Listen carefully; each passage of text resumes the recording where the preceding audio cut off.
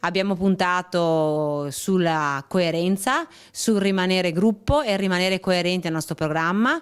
Non siamo scesi a patti con nessuno, abbiamo fatto quindi il secondo turno con lo stesso gruppo del primo e penso che questo ci abbia premiato. Concretezza, buonsenso, ascolto, queste le caratteristiche della nuova amministrazione di Monselice elencate dal neosindaco Giorgia Bedin, 41 anni. Ha trionfato nettamente contro lo sfidante Gianni Manprin, entrambi ex assessori della giunta uscente di Francesco Lunghi. Giorgia Bedin, sostenuta dalla Lega, si è imposta sul rivale ottenendo il 58% dei consensi. Ripartiamo un po' da dove è arrivata questa amministrazione che va a chiudersi. Alcuni progetti li porteremo sicuramente avanti, come per esempio il secondo casello, il progetto dell'AgroLogic, quindi i progetti importanti andranno sicuramente avanti anche con noi.